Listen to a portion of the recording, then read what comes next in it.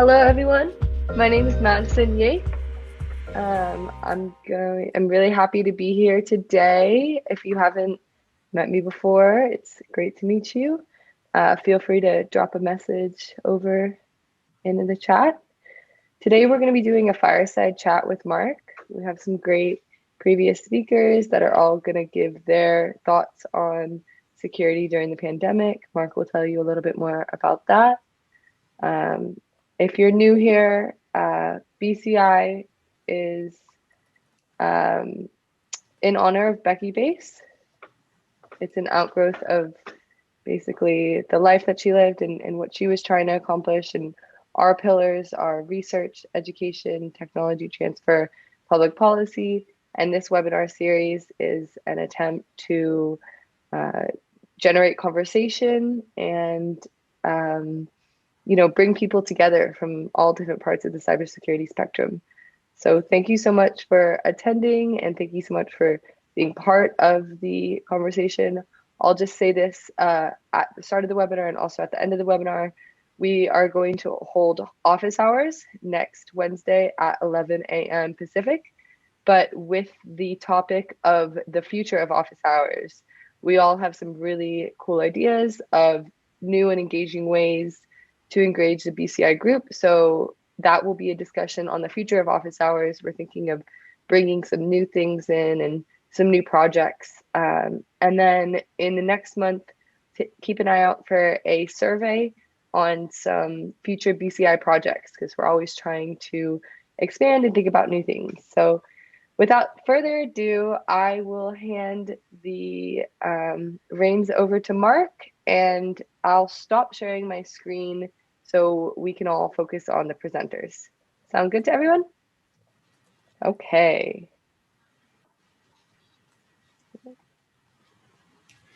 Well, good morning or good evening, depending on where you are. Thank you for joining us. We're going to have a little bit less kind of formal session today. We've done this once before and it became so popular that we decided to try it again.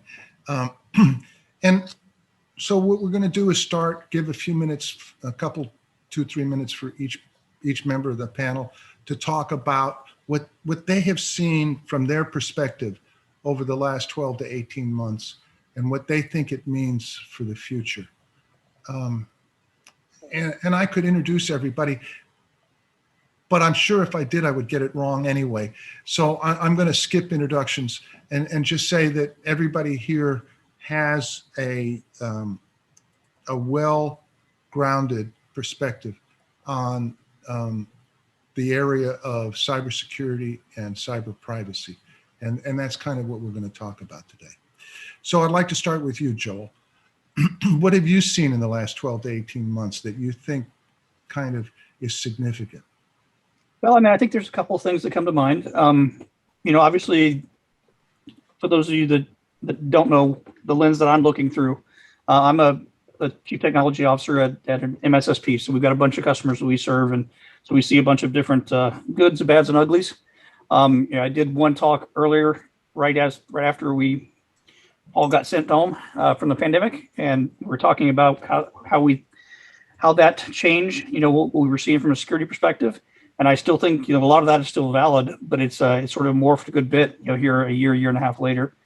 When we were originally talking about things after we were all sent home, a lot of the attacks were still against the corporate environments, because a lot of the companies weren't ready for work from home, so they had just opened up some very bad security things and left remote desktop open and other things that were just the bad guys were taking advantage of it fairly regularly. Most, if not all, of our the customer base I'm looking at has fixed all of that stuff, so that's not really the issue that we're seeing now.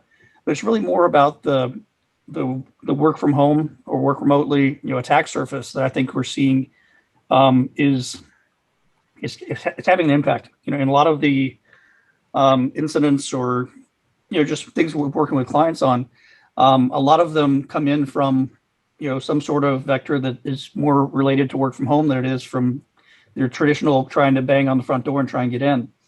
And in all honesty, I think that's probably, I know for my company specifically, and a number of other people I've talked to, even when this sort of lets up, the idea of remote work is probably going to be much more a reality than it was prior to when we all got sent home. So I think the attack surface definitely has changed and is probably going to stay changed for a while. I did just a brief survey of some of my colleagues, not necessarily within my company, but other people I've worked with, and try and get a feel for, like for example, is your work computer on the same network as everything else in your home? And for most people, the answer is yes, right? And so if someone else in my family could be an attack vector that could get on my laptop and then go into the corporate environment, we're seeing a lot of those type of things happen nowadays that weren't really part of the, weren't really as prevalent as they are now, I guess. And I think there's a lot of companies, especially out here in San Diego. I was talking with one of the realtor friends of mine, the one that actually got us into the lease in our current facility. If the companies did survive the pandemic, obviously some of them, had to shut down because of it. But the ones that still have office space, most of them are reducing their footprint. They're reducing down. They're saying I can have half my workforce remote, and so I definitely think that the overall, what we've gotten used to here over the past year or so from a security perspective is the reality of workforces sort of going forward. The other side of the things that I've seen now that are kind of disturbing a little bit is, I did the talk on SolarWinds both for base and a couple of other ones where they released the code for the whole thing, and we went diving down into the code and showed how it stayed so quiet for so long, and why it did that. And that was great. It was a very good conversation piece to be doing that as security researchers. The problem is now that code base is out there and it's being used by the bad guys. So now we've just released the effectiveness of the SolarWinds breach is now in the hands of the bad guys. And I can tell you that over the past month and a half, we've had 3 different incidents with our customers where, I've seen basically traffic going out to the AVS-VM cloud, the one that's been sinkholed that SolarWinds was using. Now, 2 of them were people just trying to go to that URL just to see what was there, just because they were curious, which I sort of scratched my head on anyway. But the third one was actually someone had taken that and created a new version of malware, and to do something completely different. But it was using the core SolarWinds stay quiet code. But they were so lazy, they didn't even take the beacon out that was beaconing out to the actual, the SolarWinds URL, right? So we know that stuff is out there and is being used. So is this, are you talking now about how, as people who are trying to protect cybersecurity, we expose the attacks and we analyze the attacks, and our analysis of all of that becomes weaponized and used by attackers against us? Absolutely, yes. And I think I'm seeing a lot more of that. If I look back 12 to 18 months ago at the incidents we were working on with our customers, they weren't anywhere near as advanced as what we're looking at now. The bad guys, if you think about the NSA tool set that was leaked a couple of years ago, and then a number of the more advanced ones that have been released in the wild here recently, all those are being used, right? And so from a protector standpoint, it's harder, right? Because they're figuring out how to get deeper. It's easier for them to get into the environments, because of the remote, the piece I started to talk about. And there's probably 3 to 4 times what I would consider advanced attacks, per month than what I saw a year ago, within our customer base. So more sophisticated attacks. Yes. And the other thing that I've seen is that the attackers are attacking using attacks that have leverage. In other words, SolarWinds was an example. Microsoft Exchange Server was an example, where being a successful attack in one place gives you access to many, many different places where you can obtain whatever your objective is. Now, obviously, from a leverage perspective, ransomware is obviously one of the biggest things everybody talks about, and it's sort of the ultimate leverage, right? I've got all your data, pay me or else.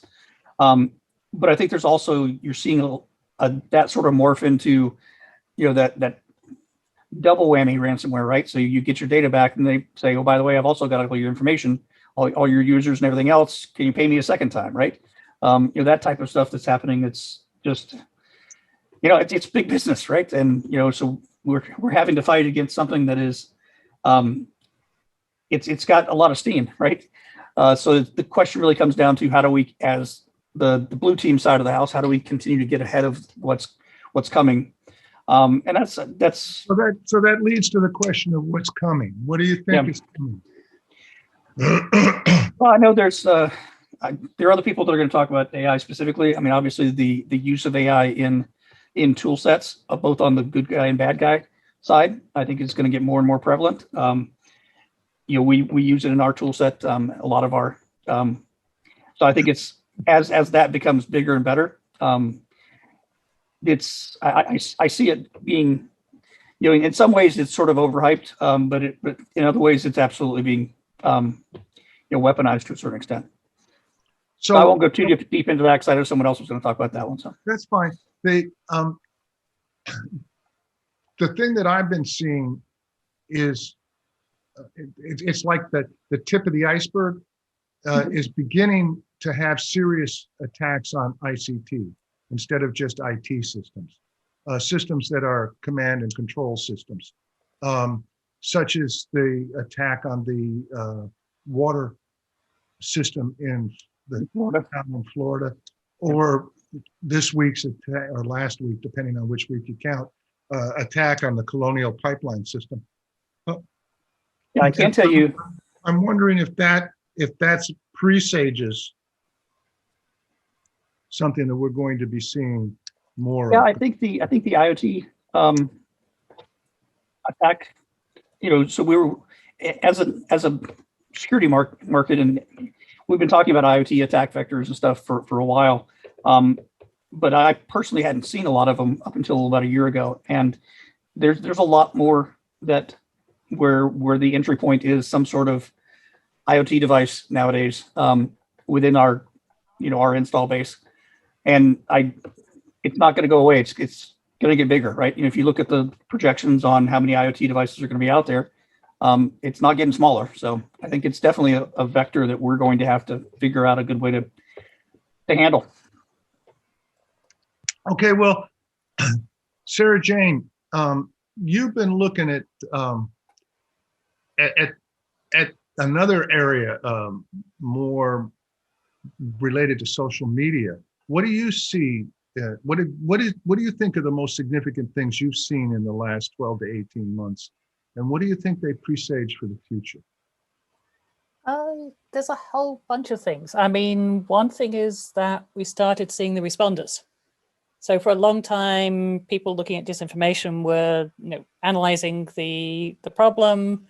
We saw a lot of people doing very deep analysis, and now we're seeing a lot more tactical response happening. And it's become so widespread that it's kind of got everywhere. There are so many organizations. I'm looking at hundreds of organizations just on the map of who's in which country. But it's thinking about the information space. I'm hearing more people talk about the information space, not just the disinformation artifacts. It's moved up from just looking at the things you can point at, accounts, messages, images, links between them, to the narrative space, to what are the narratives people are working on. But how does that fit into the information space that exists? So things like information voids, didn't really hear it a year ago, and now it's like you go to a talk and somebody is talking about removing this disinformation will leave a void, or the disinformation is going into the space. So a void is a space where people are seeking information, but that information isn't there and it's ripe for putting disinformation into. So we're seeing this move to response. We're seeing this move beyond that to coordination, because there are so many groups and so many specializations. The thing I've been seeing recently, and we kind of work on this, is this move to a more risk-focused way of responding. So we've been working on disinformation SOCs. So the idea of needing to do triage, of doing tiered responses, and looking at not just is there disinformation because everything is on fire, but which of this do we need to address? How do we need to address it? 2020 was the COVID infodemic, but we also saw, as part of that, a shift from misinformation, disinformation. There was a lot of nation state stuff to a lot more cottage. I don't want to say cottage garden, but it's a lot more homegrown. You're seeing a lot more homegrown. I mean, also seeing these big snowballs of somebody would start a disinformation campaign and a bunch of other people would find it and use it to make money in some way. You know, you've seen the QAnon now get the t-shirt. There's more thought into mitigation. Yeah. It seems like, leaving nation states aside for a minute, that there are two motivators. People do this to make money, or to gain political power. In different ways. So yeah, they're making money, they might be gaining political power, but they might also be gaining group power. So I saw a lot of groups combine. So we saw what used to be very much an online thing become offline with rallies and with protests, which they were trialed years back and just didn't stick. And now they've stuck, and now you're seeing things like the QAnon yoga people. So you're seeing this combination of anti-vaxxers, Second Amendment, throw in some nation state stuff. So it's getting hard to pick it all apart. And the targeting, I mean, it's just like everybody is a target now. So you know, hospitals are getting targeted. How are hospitals getting targeted? So the Fill My Hospital, for example. So part of the anti-vax, anti-mask, COVID doesn't really exist. So these came from a long way up. But we were seeing sort of things that were directly going into hospitals. I mean, the US, UK specifically had this issue. I guess because it's stuck better with us. What do you mean going into the hospital? Physically going to hospitals, filming, interrupting staff, interrupting their processes. So literally getting in the way of the business of the hospital. And it's that, I guess, would have been unthinkable. And now it's just like part of the background. So motivating, not just establishing opinions and opinions based on misinformation, but getting people to act out around the misinformation. Yeah, going into the real world. And we had it on our chart for, this is something we think will happen. And it just happened in spades. So there's that crossover. So yeah, some of this is just annoying, but when you got a global pandemic and people are interfering with the ability of the human race to protect itself, it's more than annoying. What kind of countermeasures do you see? Do you see any? What do you see coming down the road? Okay, so I think you're going to see the more coordination. So you're going to see things that are equivalent to SOCs coming through. In terms of countermeasures, there's still a lot of message-based stuff, so pre-bunking. So working out what the narrative might be next and putting counter narratives, counter messaging in ahead. Counter messaging is useful. So we have the reality team who's been putting together counter messaging, shoving that, segmenting, putting that into the areas where the disinformation is.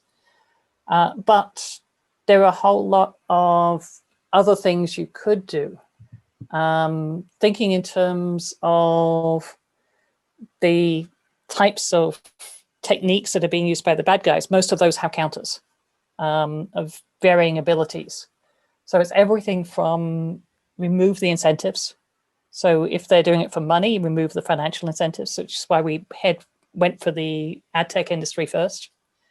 Some of them, you might want to remove the incentives of the people who are working as part of these groups. So you know, we suggested things like, hey, why don't you try getting them jobs? You know, it might be more efficient than actually just trying to counter what they've done. The more you can do before a campaign hits the public, the better. But there were things like you can flood hashtags that are being used. But to me, the most useful things that most people can do is that counter messaging. And it's not point at the disinformation. You don't want to be pointing at the disinformation. You want to be making the information environment a lot healthier. So it's that combination of what is online as an information environment, what is online as a journalist's, so media environments, so journalist training, influencer training. You can do that. It's gardening. You need to garden your space, as always. So this is so it sounds like we're still in the early days of trying to figure out what to do about all of this. But I think there's a lot more happening in terms of things to do about it. yeah, well, there's more, but it doesn't sound like we've really cracked the code yet. But the person who's going to have to, who was on our panel, who's going to have to live with this the longest is Brandon. So, Brandon, you're in the last 12 to 18 months, you've gone through a change from in-person school to totally online school to hybrid online, hybrid school to now back to in-person school. And you talked to us before about, the security concerns for you and for your peers.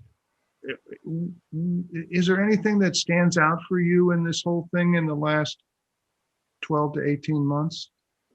Well, yeah, the two main things that I can see are just the remote learning experience in general and how social media has replaced social interaction. Well, so the remote learning environment, I'm just going to dig into that one first. It's really difficult to work with. You just heard from my dad that his work has changed little, except for the fact that he's online rather than in person.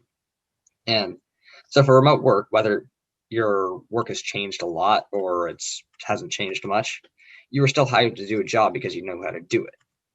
For remote schooling, you're there to learn new content. So we're dealing with the natural scaling of topics in school and the remote learning changes at the same time, which is just a gigantic issue in general. We're dealing with two changes at once, which can overwhelm a lot of people. And there's a joke in my generation about how if you blink in math class from the board, instantly fills with calculus.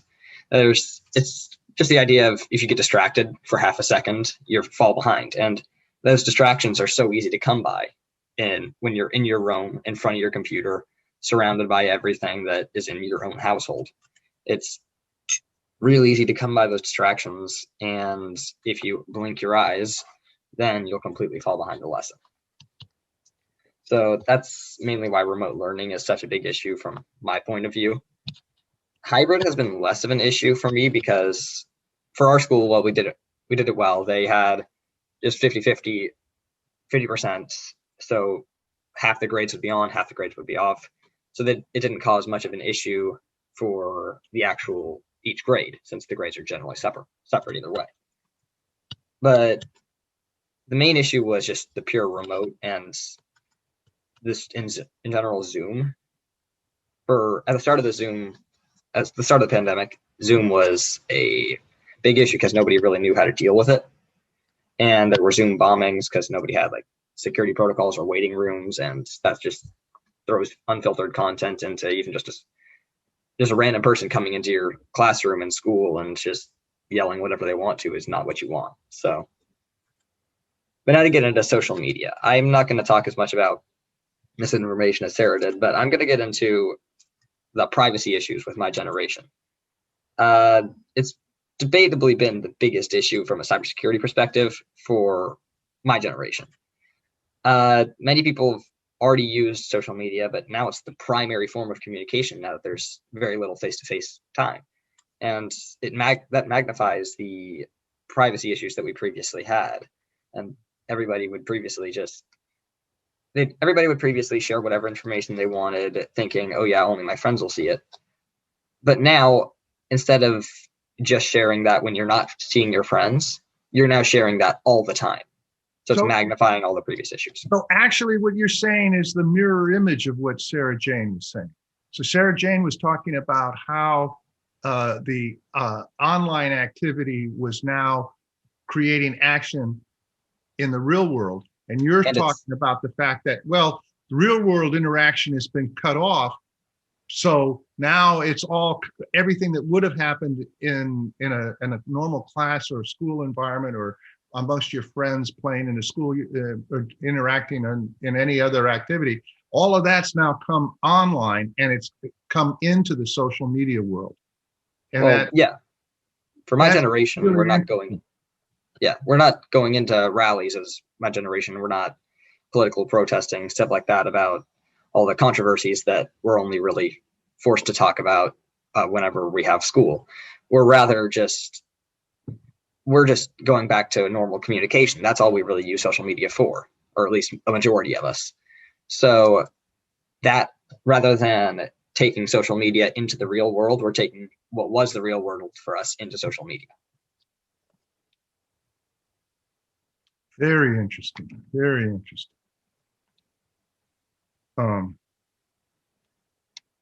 Sarah Jane, do you think that increases the risk profile?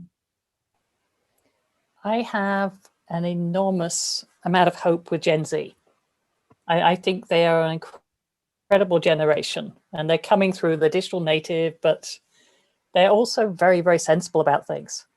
And if you annoy them, it's impressive what they can do. I mean, just looking at some of the things that have happened on hashtags, it's like the BTS army getting annoyed and throwing K-pop into all of the spaces of disinformation creators.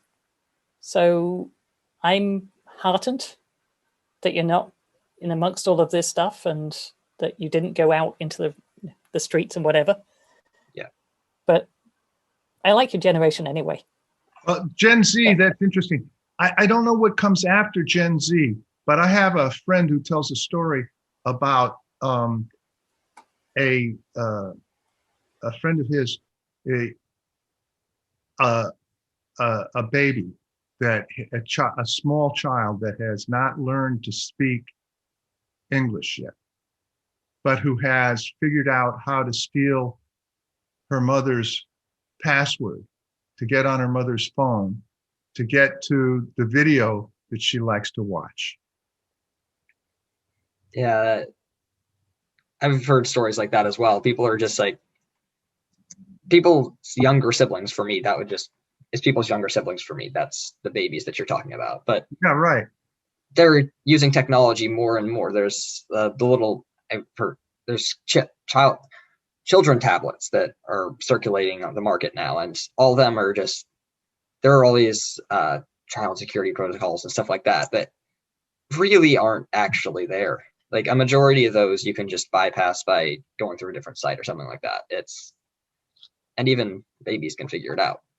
So Brandon, can I ask you a question? Yeah, sure. So with the the movement towards social, like the way you put it was, rather than social interaction, it's social media now. There's a lot of articles and stuff that I've seen around just more cyberbullying and stuff like that, right? That's something that you see a lot more because you're isolated from the person? Theoretically, I would think that I would see it more, but somehow I don't. I don't know if it's just that people who who would be bullied are just kind of sitting out the whole cyber change or something like that, but or what? I don't know. I'm not seeing that nearly as much as I would expect to, personally. I mean, that could just be me not using social media as much as the rest of my generation, but yeah, cyberbullying is not as much of an issue. I'm sure it's still a very large issue. I just don't think it's escalated as much as I would have expected it to with the social media escalation. Okay. Do you think that there's some recognition, some etiquette that's developing in your age group amongst your peers in how to use online things? Well, yeah, I can actually think of some examples. Like there are some. So, for example, lots of people are using social media apps just to talk, like Discord. And I know a specific person who at my school doesn't use a lot of those. And when they were talking with other people,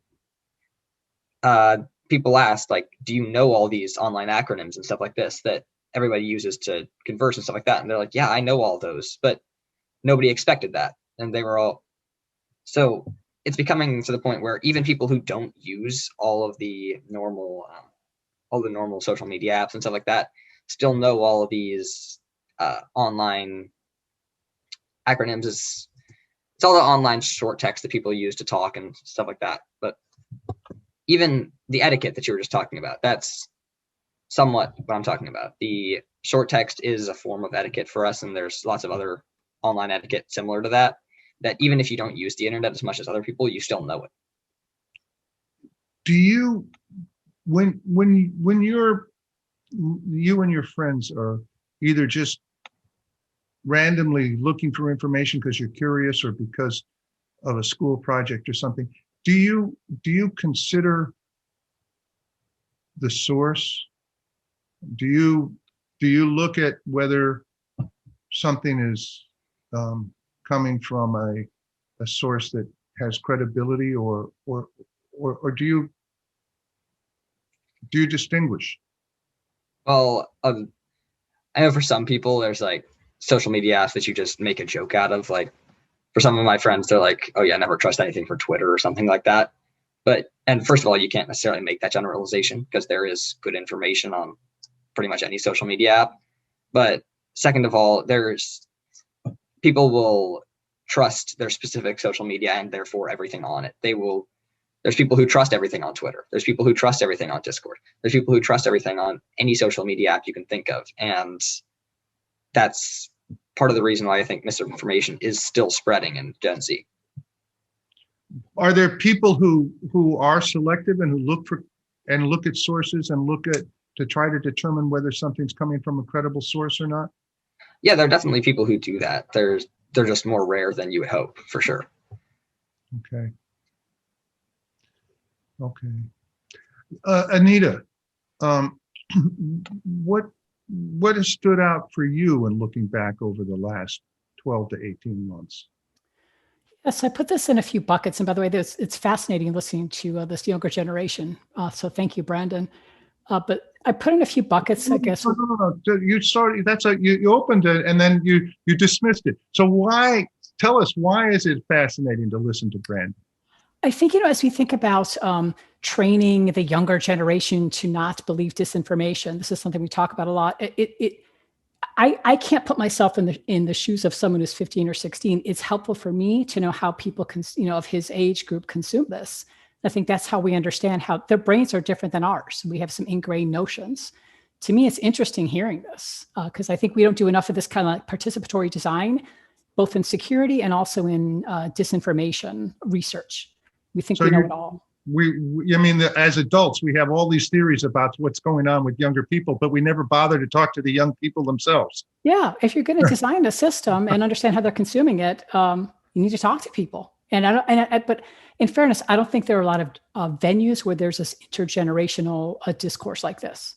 I mean, this is like, for something like this to come on a webinar is super cool, but I'm not hanging out in like teen Discord channels. One of the things that I've been thinking about, and we just started talking about, Brandon has been with us. Brandon is based in San Diego, California, and he has a geographic and a cultural bias from that part of the world. We've just started talking about maybe we could get a panel of young people from different parts of the United States and just do a U.S. one, Midwest, Southeast, Northeast, Northwest, but also thinking about doing one which is global and bringing people in from different countries. Again, young people, and letting them talk about how they see this virtual world and how they see cybersecurity and privacy issues from their point of view, from their cultural and geographic perspective. That's a great idea. I think it's a form of respect. We just started the idea. What do you think? You think that's something we should do, Anita? I absolutely think so. I talk to people at my university who talk about youth and technology, and their main thing is respecting the voice of young people. And you can't do that if you're lecturing them. You shouldn't go on social media because it's dangerous. Kids are going to do what kids do. I shouldn't say kids. Young people are going to do. We need to understand, why do they need to connect? And it's this participatory design is very important. Well, yeah, it's a great idea. You're based in the Southeast. Do you know somebody, in that, let's say 9 to 15, 16 age range who would be willing to join a webinar with Brandon and a few other people? So in the Chicago area, we have a couple kind of white hat hacker events with kids. One is called Hack for Kids, and it's kids who are 8 till about 13. And some of these young people are very, they really have some great ideas. Many of them would love to. They like to be included in conversations, and they have really interesting thoughts. Okay, well, let's follow up with this. You think this is worth following up? I'm sorry, we kind of went off here. So this is really interesting to me because some colleagues and I are putting in to create a disinformation and authentic behavior game for kids for kind of K through 12. And part of this, and talking to gaming people and others, the youth and technology people say you're not, in which we knew this, you're not going to design a really interesting interactive game if you're not talking to young people. And there are people better than us as technology or security people to really interactively talk to young people. So I think it's a great idea.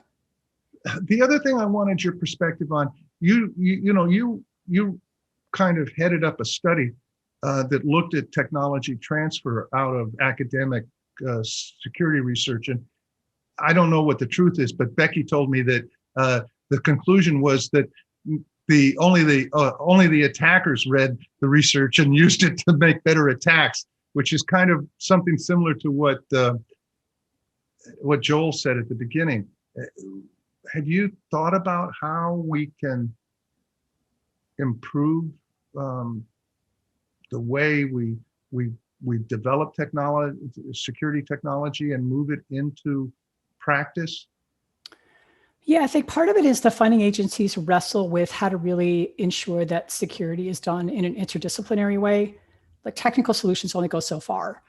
But I think one of the things that we as a country are very conflicted on when we talk about funding kind of applied research to transition over is putting them in buckets of, this is offensive, it's defensive, I can fund this, I can't fund that. And we all, as security people, we all know anything you fund, anything that's a security tool that you're using defensively can be used the opposite way. So this, like, we do a lot of this pedantic conflicting terminology versus just doing good research. So I think that's one thing. I think the other part of getting it into hands is understanding, this whole, what's becoming this professionalized field of disinformation. People in the U.S., feel like Americans can't be duped, and we're immune to phishing attacks, we're immune to this kind of stuff, and that we're not doing enough research that includes hardcore social and human research as to how people react in these situations. So I think that's one of the reasons we're not getting great technology to be transferred over. Things are a lot of times developed in a bubble and not kind of in the real world. That's my cynical take on that.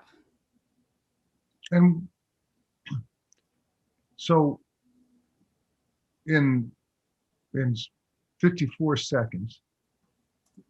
What do you see looking forward? So I think, looking forward, I'm heartened that I think during this time where people had time during COVID to reflect, your average person is becoming much more familiar with terms about content providers and algorithms and online security and AI kind of algorithm auditability and all these things that are tangential, but really lead us fundamentally to understand how to secure our digital lives. And I think people are much more attuned to this. So I'm heartened that there's going to be a groundswell of kind of new people and new ideas to create better products that people are more receptive to. That's really heartening. Well, Alec, you've been working in the research area, in cybersecurity research. What do you see over the last 12 to 18 months? Well, Mark, machine learning and artificial intelligence is number 1 and 2 and number 3. It's all of the rage in the computer science security world. If you're not doing work on machine learning itself or machine learning security, then the application that you're using better be applying machine learning techniques in order to compete. I made a note here that I think it's probably in the venues where I look, it's about 3-1. But any other topic you pick, you'll see 3 that involve machine learning for every 1 that involves something else. And that's, for example, compared to Internet of Things or compared to issues like blockchain, which are also very hot topic issues. Nonetheless, they still are dominated by this notion of machine learning. And one of the things that you had mentioned, Mark, and we were talking earlier, is that there are tons and tons of issues that are on the tangent of security, like ethics. When you create a machine learning algorithm in an artificial intelligence system, how do you create a system that isn't biased, that doesn't disadvantage people for a reason that is wrong, that doesn't reflect the internal biases that the people that create the system have? And that's associated tangentially to the things that we do as software developers and security professionals. Reliability is also extremely important issue in anything related to machine learning, but certainly if you have an intrusion detection system that leverages machine learning, being able to ensure that your software is reliable and goes through an appropriate process of development so that the system itself can't be hacked, it's even much more difficult to detect hacks in an environment because machine learning is just a very difficult system. Machine learning systems are very difficult systems to understand. It's difficult to take a spec and run the system and be able to test and see that the spec is met by the algorithm that's been implemented. So being able to determine if there's security issues there is even more difficult. That's really interesting. The man who designed the current Google AI chip in a private presentation said, well, we know that this stuff works, and we know how to do it, but we don't know why it works. And if you don't know why it works, then yeah, it'd be very hard to figure out if it's been corrupted or not. It's a really interesting insight. Decidability issues abound there. The ability to write a program that evaluates a program to determine if it's meets its spec, of course, is kind of the standard. And I think nobody has any idea how you would start that with a machine learning, artificial intelligence based program, because they're much more about inference than they are about deduction. And so it's a very difficult field to break into, but it's really dominant. And I'll finish up my comments here by just giving a pitch, if you will, to a colleague of mine and Anita's and probably of many of you. His name's Gary McGraw, who has started this institute in Virginia to do exactly what he did with secure software and syntax checkers and not syntax checkers, static analysis tools in software development, to do that with machine learning based systems. It's called the Berryville Institute of Machine Learning, BIML. And it's a new concept of putting together coalitions of industry experts and academics to try and really get our arms around what the issues are in artificial intelligence cybersecurity, both in the artificial intelligence algorithms and in its application in other functional areas. And so I think you're going to see a lot more of those. So we're talking about TTP. We've got a startup going on here. It was developed about 3 years ago that its specific goal is to jump into the issue of machine learning and security. And I think it's a, if so, and my final thought for the day, and this is my idea for the day, if I were going to look to engage a small company right now, I think I would look for somebody that has a AI ML based ransomware defense tool for infrastructure systems, and see if I couldn't get that to market pretty quickly. I think that there's just the demand would be overwhelming. But that's my insight for the day. It's worth what you pay for it. Yeah, to add on to what Alex said, I think there's going to be this whole crop of AI auditing specialists. And one of my cynical fears is there going to be, a bunch of grifters who sell you something that doesn't work. But I think there's an opportunity for people to do it right. Oh, and I should also pitch that I am at the University of South Alabama in the School of Computing. So I wanted to be sure you get that name out there so folks know where I'm from. It's a small university. I mean, we've got 17,000 students, but compared to the big places, we're not as well known. So I just wanted to give that pitch before. Appreciate you having me on, Mark. It's been a good discussion. I'm happy to continue, but thanks very much for inviting me to the talk and the panel. Okay, would you put the URL for that group that you were talking about in Virginia up in the comment section? I put it in the chat. Did you put the URL? The Berryville IML. Okay. Berryville Institute for Machine Learning. Haley, are you capturing all of the URLs in the chat window? Yes, I am. Good, thank you. When we do the recordings on Zoom, I don't think the chat window shows up, does it? No, it does not. Yeah, so this is interesting discussion and a lot of good information. We should put this together and maybe include it in our follow-up email after this session. So we started out with working at home and the fact that one of your family members playing with an online game could become the portal of entry for an attack to your company's IT system. And we wandered through ICP, and then we wandered through what's been happening to young people in our society and whether that bodes. And there's some promising things there, and there's some changes in risk profile, and the whole question of weaponizing social media. And ethical AI. And there's a new group that was formed that I just heard about, which is ethical algorithms. So we're creating a new world. Seems like I don't know what the cycle time is for a new world. What do you think the cycle time is for a new world today? Nobody wants to answer. Anita, how about you? What do you think the cycle time is? Sarah? Go ahead. My fear is the cycle time is quick and that there's a lot of these opportunistic grifters is what I call them. And we've seen it in security for 30 years who are taking advantage of this. I think to do this properly, the cycle time's a little longer. It's going to be another 2-3 years before we understand how do you quantitatively define fair and ethical data to go into AI? I think it's going to be a couple of years still.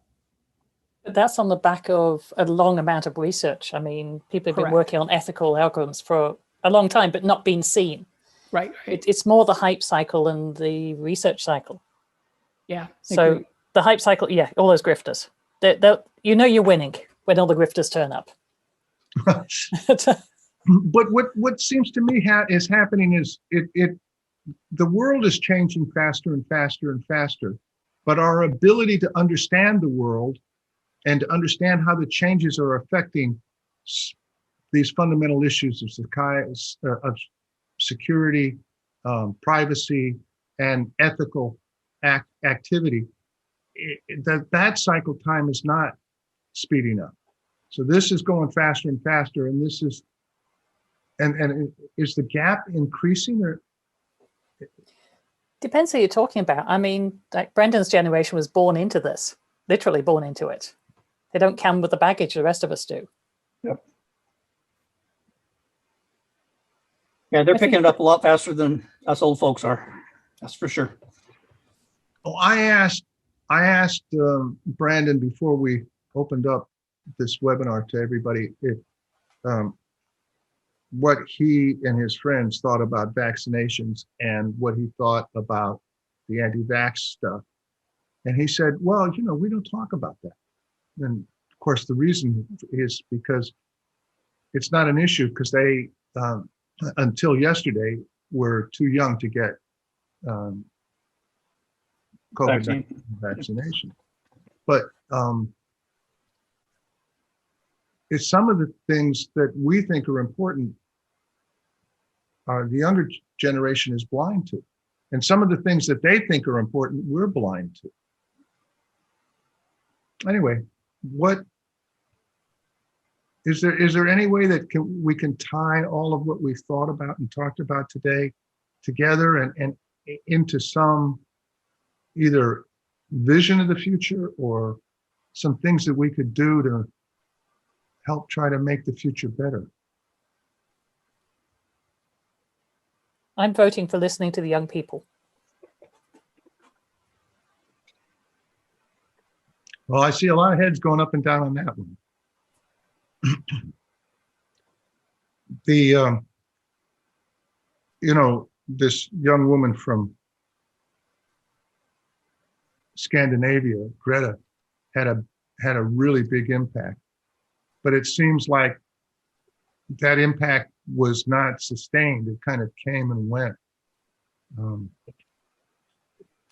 It seems like it's fashionable every once in a while to listen, but then everybody just goes on with as if it never happened. Sometimes you use those moments to push things forward a bit. And I think that pushed things forward a bit on climate. And sometimes you don't see the effect till a lot later. Yeah, I mean, I think with the younger generation, I mean, those of us who are of a certain age, you know, if you're really passionate, you get involved with the EFF or other activist stuff. And then after doing this for 10, 15, 20 years, you see like the ball is only pushed so much. And I think you get burned out. I think it's Brandon's generation that's really going to have to take it forward and learn from what we didn't get accomplished. So there's cycle time. I think so. It's life priorities, it's energy, it's cycle time of technology. There's one last thing I'd like to throw open to the group. There is a theory, and it has different names and it has different language, but it exists in science, it exists in technology, it exists in politics, and it has to do with well, we're not going to be able to fix that until this generation dies and the next generation comes. And that was true historically for many centuries. But what we've done now in extending the lifespan of human beings is that the old folks aren't going away fast. Does that mean that we have to change the way that we see and think about change? Yes. I mean, Gen X has basically been forgotten. I mean, the boomers continued on. The millennials, Gen Z are coming up, but we're kind of sandwiched in the middle of that. So yeah, we have to think, maybe we skip generations. Maybe we get missed generations. Well, if we skip a whole generation, that seems like a loss of a lot of value, potential, we're throwing away. That's a huge opportunity cost. Is there a way that we can do something to make that work better? I don't know. And we can't really push people out of places they're being effective in. Well, Brandon, you Yeah. talked about the younger siblings of people your age, and when you're thinking about them, what are you thinking about? Do you see them as being another source of value?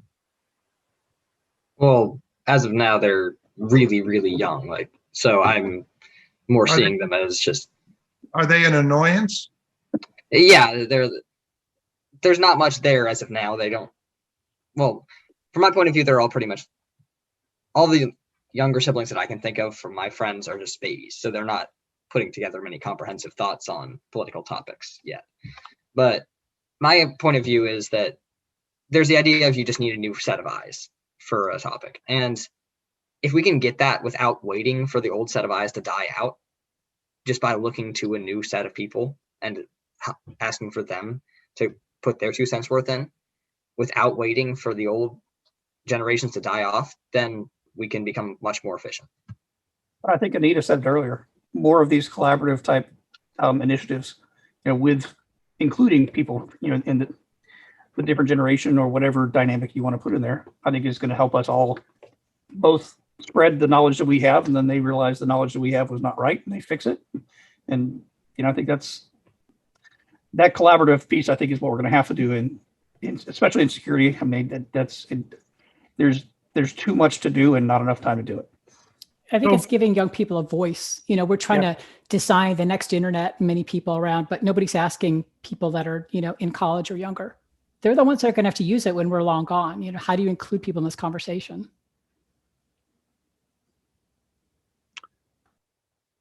It occurs to me that by accident in this panel, I think we've hit every generation. Maybe that's something we should think about in organizing future panels. I really want to thank everybody. This has been, I hope that everybody else has enjoyed it as much as I have. I think it's been really, really interesting. The most interesting part of it, of course, to me, is the things that are unexpected. And we had several really, really unexpected things. I had not thought about the idea that somebody playing games and a child playing a game on a computer at home could become the portal to attack a parent's company's IT system. And this whole discussion of generations, I thought was wonderful. Anyway, I'm sure if we think about it, there's going to be even more things that we think came out of this that are good. I just want to thank everybody and turn it back to you, Madison, and you maybe want to remind everybody why we're talking about office, trying to figure out what to do to make office hours better. Yeah, thanks, Mark. I thought it was a really great conversation. I enjoyed listening in. I just wanted to remind everyone next week in 2 weeks, May 26th, we're going to have a webinar about a day in the life of. It's going to be a great look into different cybersecurity professions. So look out for an email for that and make sure to register. Please share it with anyone else that you think might be interested. This is a great webinar to share with younger generations, people who have recently graduated from college, to give a little bit of a look into what the life is like as a cybersecurity professional. And as I mentioned at the start of this call, next Wednesday, we'll be holding an office hours to discuss the future of office hours. We have some new ideas on how we can have discussion sessions post-webinar, something similar to this, but with maybe breakout groups or some other fun ideas that we can use that time for in the future. So we'd love to have everybody come and join and have their voice be heard in the future of that part of BCI. So yeah, thanks so much for coming, everyone. And if you have any questions, feel free to email questions@basesecurity.org.